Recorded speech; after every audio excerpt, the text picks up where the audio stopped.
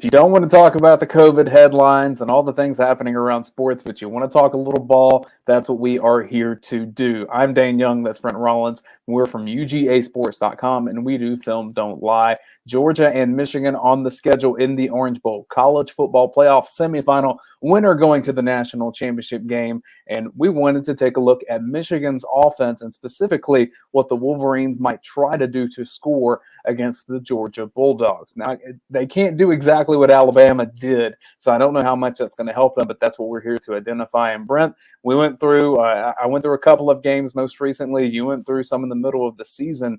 Just some overall themes as I get our film up here. Well, this is going to be a unique game for Georgia because no one tries to bully them.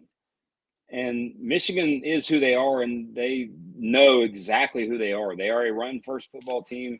They are a run to set up the pass, set up trickery that we're going to show, set up play action to take a lot like what Georgia wants to be offensively. That's who they are. And the thing for Georgia in this game, I'm as much intrigued to see how they line up to Michigan's formations because Michigan does a lot of unbalanced, six offensive linemen, kind of deal, and just extra guy bringing extra bodies into places. And Georgia just doesn't face that because no one really tries to do that to them. So I'm like I said, this is going to be a fun matchup especially if you are someone who loves the run game. You're very much going to love this game. And if you love seeing how tight ends get used, and in Michigan's case, like you were saying, you get a lot of H-back play too. Yes, and 9 times out of 10, often the H-back in these offenses, the H-back takes you to the ball. I know in my own offense that's the case, and you try to design plays that don't do that, but still yet because of the body, because of the numbers part of it, the H-back often takes you to the ball. Let's start with this first play against Penn State. We have a little right guard pull action to this way, and we'll play it for you here. Yep, a little power left. And the biggest thing with this play is not necessarily to show you what Michigan is trying to do, but to highlight the player. They have 2 really good running backs, and Hassan Haskins and Blake Corum, probably the best combo of backs that Georgia's seen all season. And when you look at what's interesting about Michigan's running game is you watch it, it's very unique, it's very diverse. We're going to show you a bunch of different looks in terms of scheme, but they're not really. You don't look at that. To me, what's amazing to me is they just won the Joe Moore Award, I think, for the offensive line. And I just don't see an offensive line that's full of butt kickers. Like their center is their best player, and they use him in unique ways because he's their best player. But their backs are just really good. Very slippery, their backs. And Haskins in particular, his balance is really impressive. Yeah, and like this play is designed to go left, and he sees the hole right, makes one cut and then another acceleration cut, and then gets yards upon yards after contact. 62% of his yards this year after contact. So it's not like the line is opening these massive holes and he's just filling them. No, he's doing a lot of the work himself. You mentioned best offensive lineman being the center. That means you get some center pull action as well. Yep, and this is what you see from them more than probably any team that you'll watch all season is when their center is uncovered. This is just a traditional sort of counter look here, where what we typically see is the center filling and the guard being the one that pulls with the H-back leading. But no, Michigan often, because the center is such a good athlete and like I said, it's probably their best lineman, 68, Andrew Vastardis. Like they use him often. And what's interesting about, and if you know that, if you're Georgia, that helps some of the things that you can do along the defensive line, some of the, little things in terms of following, how you slant, all that stuff. But again, they're going to move their center, and he's going to be used in the run game frequently and put on the move a lot. And you see the backside coming here. Not quite getting there. Penn State actually made a pretty good play here, I think, to stop this for a little gain. Yeah, like I said, just it's more to show you that, hey, there's a lot of variety, and they do some unique things that others don't. Now, this one's interesting because which way do you think they're going? I mean, everything says you have blockers over on this side, but the space is over here. Yeah, and this is one where no one does this And I don't know that I've watched an SEC game this year where someone has done this type of play. And this is some call it like a wham, but basically you have the H-back in motion coming across and trapping an unblocked three technique defensive lineman. So that's just unique. And you think about, all right, now you're trying to trap Jalen Carter, Jordan Davis, Devontae Wyatt. Like, is that something that that you want to do? Like, they do a lot of different unique things. And by the way, you also still have you have two tight ends in the game. One's coming in motion there and blocking the unblocked player. Boom, right there. And then Haskins, or this is Corum actually, I think, off of that. But you still have a lead blocker. So no matter what, and Wisconsin's got all kinds of guys in the box, 8 in the box, and they still go get 5-6 yards. So their running game, they don't care. It's what they do, and they're gonna keep doing it and keep pounding you. I think almost 7 yards he gets. And in a world of a ton of RPOs off of kind of weird actions like this, Michigan doesn't do that as much.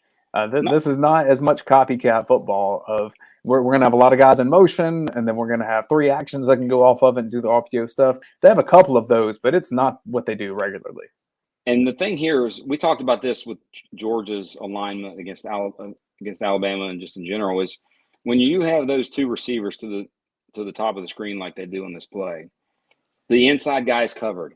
He's not eligible to go out for a pass. The inside guy is going to have to go backwards to catch a pass. Like, he has to catch it behind the line of scrimmage. So you'll see, and I think we have it later, is they'll hand the ball off, and then it's flea flicker action with the single receiver. But yes, by the way they line up, they're saying, hey, we're running the football in some way down your throat right here. Here's another look at it, this time a bit more spread out. Yeah, and it's the same sort of thing where you're bringing that H-back, because I think that's 83, who's also a really good player, by the way, for them, all the tight end. You're bringing in motion. This is basically almost a lead block. He becomes a lead blocker, almost ISO, like he's a fullback on this play. So trying to spread you out and then run these same concepts. You're bringing you in and running these same concepts, but they're going to do it. And by the way, they're going to be satisfied with 4 yards and 5 yards and 4 yards and 5 yards, and then they'll try to go hit you for an explosive play. So just talk me through this real fast about what this would do man versus zone, however Georgia decides to play.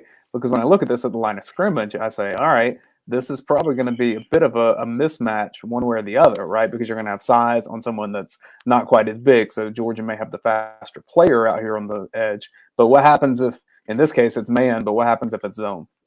Not too much of it changes. I think for them, the key there is like what Wisconsin did there. Given how since they had 3 receivers on the other side of the field, is he's sort of moving back and the others, the other walks down a little bit. And it's just a numbers game where I think Georgia defensively, they're going to have to, like I said, they're going to be put in situations. And I think you're going to see more and more kind of base personnel where you see both Nolan Smith and Robert Beal on the field, in addition to Jordan Davis, Devontae Wyatt, and Trayvon Walker. Like, you're going to see those, like a traditional sort of 3-4 look more. And what'll be interesting to see if Georgia puts that personnel on the field, what does Michigan do offensively? Because they'll go spread those guys out like we just saw to try to make those guys play in space a little more so than they want to. A Nolan Smith or a Robert Beal, those types. Next up. This is something we saw from Florida. The old fake inside zone and then speed option play. And the interesting part about this with Michigan is who is at quarterback? Because if it's 12, he's not running. If it's 9, he's a threat. And, just watching the 3 or 4 games that I've watched so far of Michigan's offense, 12 does what they need to do for him. He doesn't turn the ball over. When he takes shot plays, he doesn't throw sort of interceptable passes in a way. He gives his receiver and his receiver only chances, makes good decisions, that kind of stuff. But 9, the backup, freshman, McCarthy, he's way more talented and way more much sort of a dual threat. So if 9's in the game, the QB is a running threat. If not, this is coming to the running back. And Corum, to me, Corum, too, which is the guy getting the ball here, number 2, he's more of I like him sort of in his running style. Haskins is just, true grind it out between the tackles. He gets, if he gets a chance to get an opening, he's going to take it. Corum is very quick, very shifty, and really, really makes you miss in the opportunities that he gets. Want to show you again some more of the pull action that they do. This is from the right guard again.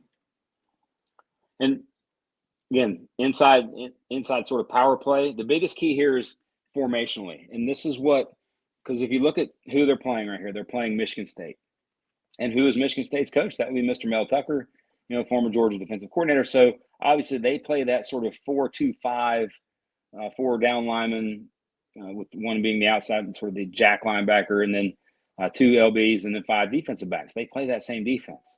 So if you want to watch sort of from an alignment perspective, that's the interesting game to watch. But the other part about Michigan State that is a little different from Georgia, their DBs and their secondary was awful, and just got torched all year. So they had to do things to protect them a little differently than what Georgia does. But the other part is, how is Georgia going to align to? Some people turn it like a nasty slot, but if you look at the 2 tight end alignment at the top of the screen, the outside guy's on the line and the inside guy is back off the line. So where are you going to put that right defensive end? And how are you going to play that guy? And who is he going to attack? And in this case, the interior guy makes a great play for Michigan State, whips his lineman and makes a play. But how you line up to that, and then how you attack that, and who you attack. Because what does Michigan want to do? Like, look at who's the edge player in essence here, the corner that's standing there on the 30-yard line and gets blocked by the tight end. Because of the alignment, they've chosen to sort of play that defensive end down a little more inside. What's Georgia going to do there? How wide are they going to make that gap? Are they going to? That to me is, I'm curious. I'm genuinely curious as to how they're going to line up. Well, and in theory, this is either Jalen Carter or Jordan Davis, and yep. that bodes well for Georgia. And this is one, and because of how Michigan lines up a lot, this is the game to me where the depth, not so much the Adam Anderson not being there, it's the depth part of him not being there. That you've got Nolan Smith, Robert Beal, and then who, especially if you put if they play on this field together a decent amount. So, there's a lot of just questions and things that Michigan can do. But again, have we seen people try to bully Georgia and just run all over them? No, they just don't. Just can't. So it's going to be fascinating to watch. One more running play. This is also against Michigan State. You think about the strength of this formation. You got trips to the wide side of the field, single receiver to the end of the boundary. And you think, all right, the defense is going to set sort of their alignment based upon that. Well, all right, what does Michigan do? They motion the outside guy. And one of the things that Michigan does is any sort of motion, even jet-like motion. Like, this is kind of a jet sweep-like motion. But they're doing that to block often. They're not doing it to, now certain times we'll see a little bit later, they're doing it to throw it to them. But this is almost like a triple counter in a way, because it's the center again. The center is uncovered and it becomes the pull guy. The backside, the H-back tight end guy is the lead, and then you also get the guy coming in motion being a lead blocker as well. So you're bringing, if they over adjust to the trips formation, and now we bring all these guys because our center is an athlete, and bring them back to the other side, and you got good backs who can line through space, cut, and then accelerate. It's, can you go get 5, 6, 7 and live in 2nd and 3, live in 3rd and 2, that kind of thing. Well, what that also means is that when you're in 2nd and 8, can be a running down for sure for Michigan. And for a lot of teams, when you get 2nd and 8, 2nd and 9, that's not a running down anymore. It is for the Wolverines. Yeah, and they do RPO stuff off of all that, and they do a good job of it. McNamara has and one of the things, and we're going to see it here on this play, is Cade McNamara has a very quick release. It's somewhat of a second baseman-y throw, very, very short, just from here, from his shoulder more throw than it is the true sort of C motion that you see from a lot of quarterbacks. but he has just a very quick release. And for them, if you're watching them offensively, and it's 3rd and 6, and you're thinking, all right, who are they going to go to? If they're throwing to the wide receivers and they need a play, it's often 14, the guy who catches this ball. He's their lad. Just really quick, really tough, no drops.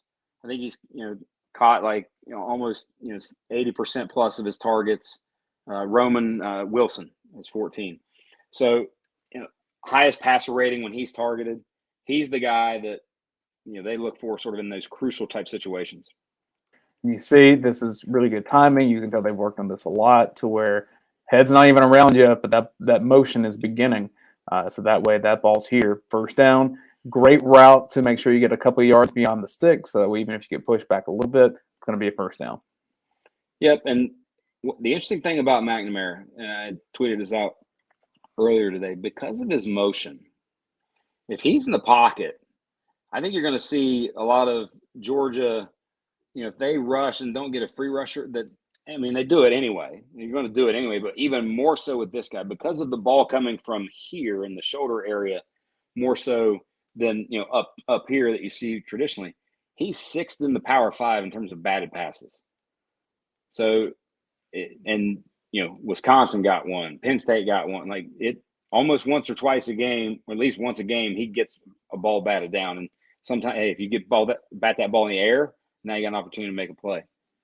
You get closer to the red zone, sometimes it's harder to do some of the run fits that Michigan tries to work on. And you see here, Wisconsin loads up the box, says, all right, pass on us. And yes. that worked well, except for on this particular play. As I play it, the safety for Wisconsin doesn't really do anything to help anybody. No, and this is also, hey, cover one man with a single safety, kind of just hangs out in the middle, and they run a good route combo to get number 6. And when you think of, hey, who is Michigan, if they're just going to chuck it and throw it up and let a guy go get it, it's 6. Number 6, Cornelius Johnson, was the highest targeted receiver for them. I think he had 23 more targets than anyone else on the team. And I think he had 16 contested catch opportunities, by far the most on Michigan's roster. So if you're looking at, hey, who are they going to throw it up to? He's 6'3", 210, big receiver. That's the guy that they're going to, just kind of throw it up, try to get big plays down the field too with him. Beautiful pass from McNamara. Did get pressured on this play. He stood tough in the pocket there. 7-man protection, and still get pressure. And when you watch Georgia's defense, to me, I think that in this game, they're going to attack, to me, and if I were them, I would attack one guy on one side specifically, and that's the left tackle, 76.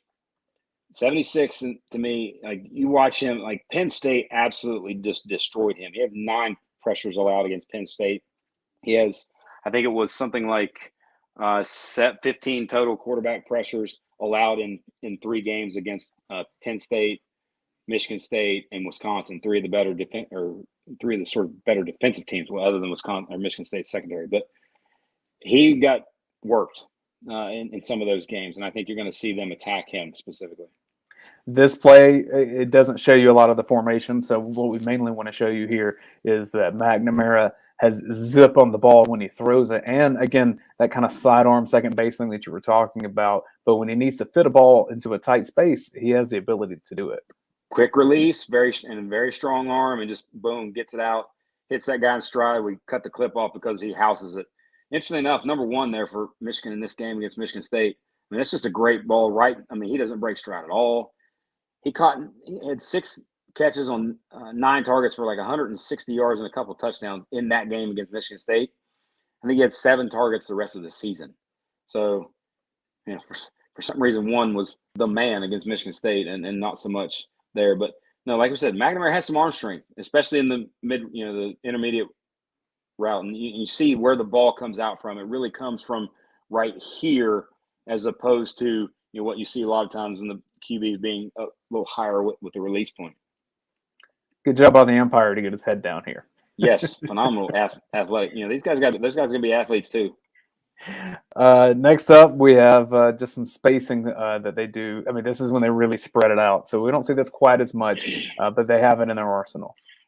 Yeah, and when they go empty to target some of their better players in space, and that's a lot of times it's their tight ends. So 83, I think, is the one who catches the ball here. Caught, Yep. the second most targets on the team, second most receptions. Really good player, and they also often like to put their backs, like especially Corum, number 2, and use him as a receiver. So he had 22 receptions in the season. So they're gonna, they go empty. One, you got to get pressure, but two, you're gonna have to cover them a little bit because, especially the interior guys, and that's again, you're getting a matchup on a linebacker there that is likely going to happen. And who are they playing? By the way, they're playing Michigan State in that game, so Michigan State's trying to cover them. They're playing cover one, man across with a single safety deep, and they just don't. And Michigan's good at executing. McNamara hits the guy in stride, and they get a first down.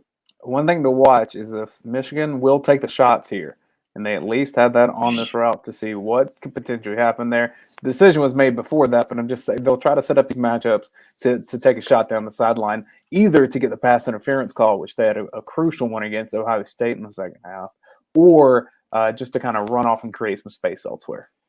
Yeah, and the most interesting thing I think about that formation is if you go back to the start, often what you see is that tight end, the guy who caught the ball 83 in the left slot, he'll often, even in some of their regular formations, not necessarily empty, but their tight ends will often be right beside the tackle in a little bit, and they'll set up and legit pass block for a 1001, 1002 count, and then release. And they become the outlet guy. And they've got throughout the season, first down after first down where the tight end sets up blocks, count 1, count 2, releases, and he's the dump down, easy check down. He's the check down route as opposed to a back. So, I mean, I think we said this at the beginning. This is a snapshot of Michigan. However, there are some themes that we picked up from the games that we watched. Here's a couple. These next two plays are going to look kind of similar. There's some different actions going on here, but this is against Penn State. You have a center, you have a tight end pool. Yeah, and this is really, when you talk about themes, 1 or 2 times a game, every game, not just any game, every game, they're going to run a reverse. They're going to run something that we'll show here in a little bit. They're going to run some form of sort of trickeration to get you going one way. And now Penn State plays this great, by the way, and I think gets no game, maybe even lost yardage on this play. But if you're looking for themes and hey, Georgia, what do you got to do? You got to stay home. Flows away, staying home. You're not going to make the play on the other side of the field, kind of thing. Those are themes that coaches are getting into. I think they lost like 2 or 3 yards on that play. Just getting into their ears that hey, you got to stay home even when the ball's away from you initially. I want you to watch. It's funny to me this little attempt from 86 once he's out here. He knows he has to kind of keep going down the field, and so he does a little side swipe, and it doesn't really work. But right there, maybe a little. Made me laugh. Yep. And hey, by the way, this is basically almost the exact same play. I think that they end up scoring against a very similar look. Yeah, this is against Ohio State. A little bit different, but action one way, get it back to the guy in the slot. Some sort of reverse toss, anything like that. Yeah, this time you have the fake pass over here. A little bit of a Statue of Liberty. Yes, 83. And by the way, 83 leading the way. They're making a good block. That dude's a good player. They have some dudes. They have some players, and especially offensively, if you can. And when you look at Michigan, I think many people have talked about the stat of, they lead the country or up there in terms of leading the country in 50-plus yard plays, 60-plus yard plays, just big plays. It's off of things like this. It's their play action RPO game, and it's their flea flickers and reverses and things like that we this obviously is a 50-plus yarder, but it's that type of plays that they're getting those explosive plays on. Well, and again, just the way that this is lined up, tied up here to the top, look where the space is. Michigan still wants to attack space, even if they do it in some slightly different ways. Yeah, and I will say another thing that even if you watch it there and you see it, to me, in every game, is their wide receivers they are on the finest of lines in terms of, am I on the line of scrimmage or am I off the line of scrimmage? They create like that little extra step or half step that they are kind of off the line, but they're, the ref's saying, okay, you're good. You check with the ref and they say you're good. But it's always not necessarily truly, to me, on the line of scrimmage, and something to watch in terms of getting releases and able to get free releases. One last theme that we want to point out here, and this is not trick play action. This is kind of a big piece of the offense you see potentially multiple times a game. Yep. And often, like I said, at least once. This is an incompletion, but they're going to do it. You got to be ready for it. I'm sure it's Georgia's probably, the scout team cards. If you got a series of 15 plays, one of them is probably at least a flea flicker within those 15 plays of team defensive periods that they're going through. Now you'll see kind of how these evolved a bit through the season, to where on this one against Penn State, only 2 receiving options here. A shallow and then a deep threat. Wheel. There, fake, bubble, wheel. Go trying to get somebody doing something they shouldn't be doing. And then this one, a little different. Yeah, now against Wisconsin. Here we go again. Big play. Yep. You got a deep route. You got a wheel route. Touchdown. Now, you got the jet action coming off of here. And then you have... And that's the wheel. Yeah, you have the deep shot that's off the line of scrimmage. Well, you think about it. If you're in... this goes back, even Georgia, looking back at 2017 Georgia with Jake Fromm. How often did we see that? I know Mississippi State, I think it was Mississippi State, opened one of the early plays in the game against Mississippi State with Jake Fromm. If you're going to be a running team and a true running team, things like this are great to have in your bag for once or twice a game. Once you see safeties creeping down and and here's the key. It's, are you having success in the running game? If if Michigan lives in 3rd and 7+ in this game, it's not going to go well for them. I just don't see them winning enough, both on the outside, at the QB position, all those things, if they are constantly in 3rd and 7+. Of those. Oh, sorry. Go ahead. I can't see you speaking on my screen, so that's why I interrupted. Yeah, I was like, but if they have that success, and it's 3rd and manageable consistently, you're going to see a lot more of those type of plays. Yeah, for sure. On those 2 flea flickers that we just saw, 2 receiving options. Now against Ohio State, make it 3 receiving options. There we go. And same thing. Jet guy running the wheel. And this is one of those where, when you think about coaching, and you're a defensive coach, and all week, hey, you see that jet motion, don't forget about them.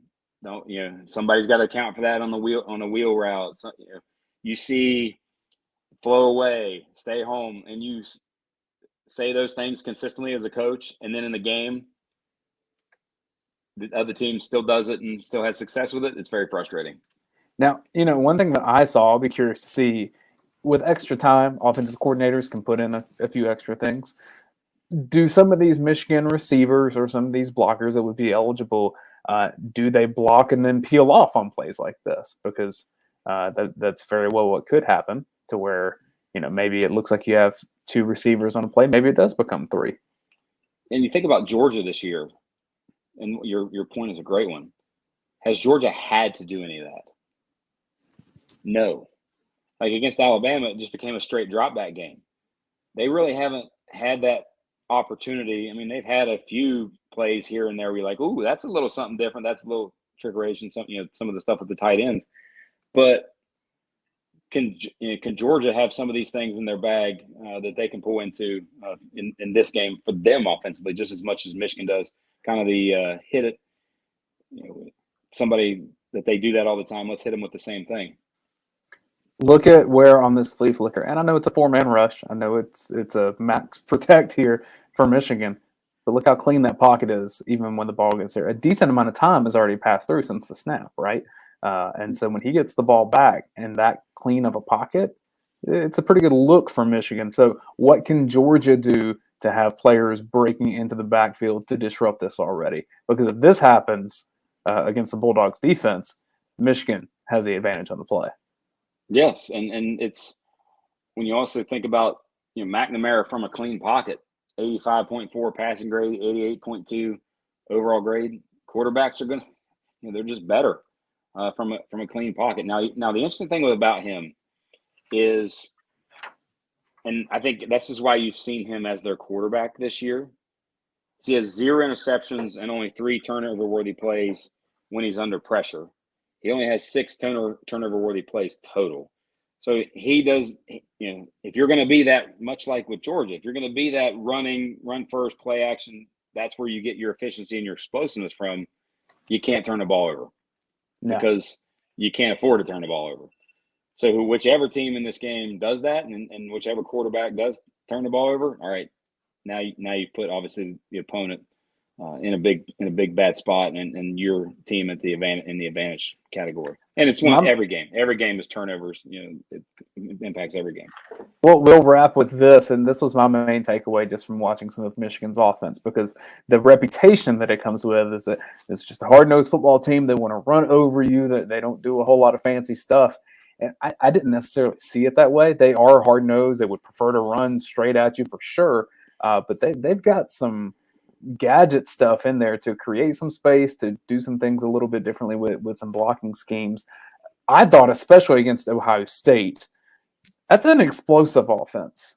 And I know that many people are saying, because you think explosive, you think of what Alabama does, where here's a quick pass, 5 yards turns into 90. Michigan doesn't do a whole lot of that. Like it's more of either we break a run play or we throw it in the air deep. They don't do a lot of get the receiver the ball 5 yards from the line of scrimmage and let them go. But it's still an explosive offense. And I think the Wolverines have gotten steadily better from, for example, the Penn State game that you broke down to the Ohio State game that I did. There was a lot of growth, not only from McNamara, but from a lot of the protection schemes. Yeah, and you contrast their game against Ohio State with Georgia. Now, granted, Michigan played with the lead most of that game, so it was a little bit different. Georgia's not playing fine. They stayed with who they were, and I think they're going to continually stay with who they are, barring them being down, 14 to 17 type points. And that's, you want to put them in that situation if you're Georgia. But I think the biggest thing with like the theme of their offense and where are they going to have success is because of the diversity in their running game.